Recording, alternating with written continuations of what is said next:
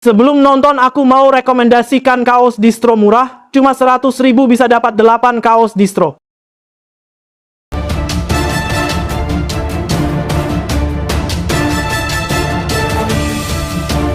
Sandra yang merasa posisinya semakin terpojok setelah kebenaran soal ayah palsu Mutiara mulai terkuak, tidak ingin menanggung malu sendirian.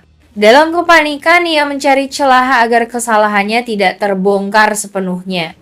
Pilihan paling mudah menurutnya adalah menimpakan semua kesalahan itu kepada orang lain dan Kayla menjadi targetnya. Sandra tahu Kayla adalah sosok yang polos, jujur, dan belum banyak tahu permainan kotor dunia orang dewasa. Justru karena kepolosannya itulah Kayla dianggap lemah dan mudah dijadikan kambing hitam. Sandra mulai merangkai cerita penuh tipu daya, menyebarkan kabar seolah-olah Kayla yang selama ini menjalin komunikasi rahasia dengan Bejo. Bahkan Sandra sengaja mengingat kembali momen saat Kayla sempat keluar rumah tanpa izin, lalu memutarbalikkan cerita seakan-akan Kayla sedang bertemu dengan Bejo. Tidak berhenti di situ, Sandra menyiapkan rekayasa lebih jauh. Ia memanipulasi beberapa pesan singkat di ponselnya sendiri, lalu menunjukkan seakan-akan pesan itu berasal dari nomor Kayla. Dalam pesannya, seolah Kayla tengah bernegosiasi dengan Bejok soal rencana menghadirkan seorang pria yang bisa berpura-pura menjadi ayah Mutiara. Sandra yakin jika Kenzo melihat bukti semacam itu, kecurigaan akan langsung mengarah pada Kayla. Ketika Sandra mulai menyebarkan fitnahnya, ekspresi Kayla berubah pucat. Ia sama sekali tidak menyangka orang yang selama ini ia anggap keluarga tega menjatuhkannya demi menyelamatkan diri sendiri. Kayla mencoba membela diri, namun Sandra pandai sekali berakting, berpura-pura menangis terseduh-seduh dan mengatakan dirinya hanya korban dari permainan jahat Kayla. Di sisi lain, Kenzo yang menyaksikan semua ini semakin bingung. Di satu sisi, ia masih teringat jelas bagaimana Sandra menunjukkan rasa panik dan terbukti menyimpan sesuatu saat mereka dinner bersama. Tetapi di sisi lain, bukti yang ditunjukkan Sandra terlihat cukup meyakinkan meski terasa janggal. Keraguan semakin besar, Kenzo jadi ragu apakah benar Kayla yang polos bisa melakukan tipu daya sebesar itu. Sementara itu, Kayla merasa diperlakukan tidak adil. Ia sadar fitnah ini tidak bisa dibiarkan, apalagi jika Kenzo dan Pak Aditya perkaya begitu saja, Mutiara akan terus jadi korban. Kayla akhirnya bertekad mengumpulkan bukti untuk membongkar kebohongan Sandra. Tekadnya semakin kuat karena ia tidak mau nama baiknya rusak hanya karena permainan licik orang yang serakah dan iri hati. Fitnah Sandra pun justru memunculkan konflik baru. Hubungan keluarga menjadi renggang, kepercayaan satu sama lain mulai rapuh. Tapi dari situ juga muncul tekad yang lebih besar dari Kayla untuk melawan kebusukan Sandra dan Rianti, serta melindungi Mutiara yang tak pernah berhenti menjadi sasaran kejahatan. Setelah mendapat tuduhan dari Sandra, Kenzo tidak bisa tinggal diam. Ia merasa harus mendengar langsung dari mulut Kayla, karena jika dibiarkan, fitnah itu bisa semakin merusak kepercayaan dan memperburuk keadaan.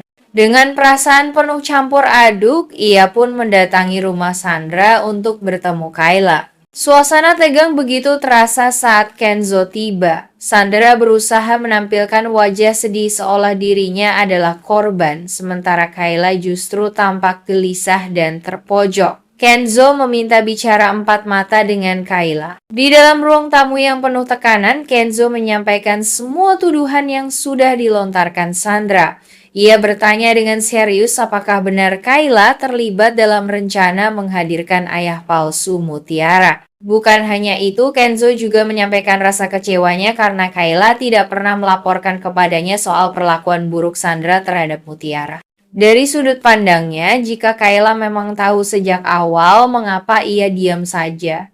Apakah karena takut atau justru ikut bermain di balik layar? Pertanyaan-pertanyaan itu membuat Kayla semakin terdesak. Ia merasa seakan-akan tidak hanya difitnah, tapi juga kehilangan kepercayaan dari orang yang selama ini ia harapkan bisa membelanya. Air matanya mulai menetes bukan karena bersalah, melainkan karena tidak ada yang percaya bahwa dirinya tidak terlibat sama sekali. Sandra yang menguping dari balik pintu tersenyum penuh kemenangan. Ia mengira rencananya berhasil karena sekarang Kenzo terlihat benar-benar ragu pada Kayla. Tetapi apa yang tidak disadari Sandra adalah di balik kekesalan Kenzo terhadap Kayla, sebenarnya ada benih kecurigaan yang tumbuh. Kenzo merasa ada banyak kejanggalan dari bukti yang ditunjukkan Sandra.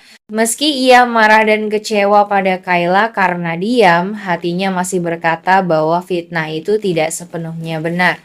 Di momen itu, Kayla harus memilih tetap diam dan membiarkan Sandra semakin berkuasa atau mulai mengungkapkan semua yang ia ketahui meskipun risikonya membuat rumah tangga dan hubungan keluarga makin berantakan. Di tengah ketegangan antara Kenzo dan Kayla, Mutiara yang kebetulan berada di rumah itu hanya bisa berdiri mematung dengan wajah bingung. Ia mendengar potongan-potongan percakapan yang penuh emosi, tetapi tidak sepenuhnya memahami maksud dari tuduhan yang sedang dibicarakan. Nama ayah palsu yang disebut-sebut, tudingan Sandra kepada Kayla, hingga kekecewaan Kenzo yang terdengar jelas, semuanya membuat hati Mutiara kacau. Mutiara merasa seakan dirinya menjadi pusat dari semua masalah, meski tidak tahu bagaimana awalnya bisa sejauh ini. Ia hanya ingin hidup tenang, tetapi kenyataannya justru semakin rumit.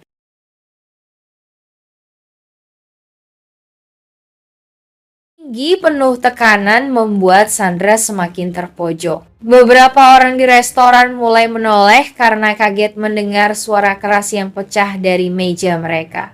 Sandra semakin panik, wajahnya tertunduk, mencoba menutupi rasa malunya. Sementara itu, Kenzo berdiri tegak dengan penuh wibawa, menunjukkan bahwa ia benar-benar tidak bisa mentolerir lagi semua kelicikan Sandra. Pada momen itu, batas kesabaran Kenzo benar-benar runtuh dan Sandra akhirnya menyadari bahwa rahasianya sudah terbongkar habis tanpa bisa ditutupi lagi. Setelah amarah Kenzo pecah, Sandra hanya bisa terdiam dengan wajah pucat dan penuh rasa malu. Orang-orang di sekitar restoran masih memperhatikan, membuat Sandra semakin tidak nyaman. Ia merasa harga dirinya hancur, terlebih karena rahasia besar yang selama ini ia simpan sudah diketahui. Begitu Kenzo meninggalkan meja dengan langkah tegas, Sandra hanya bisa duduk kaku, bibirnya bergetar, matanya berkaca-kaca menahan emosi. Namun di balik keterpojokannya, hatinya mulai dipenuhi dendam. Ia merasa tidak bisa tinggal diam setelah dipermalukan seperti itu.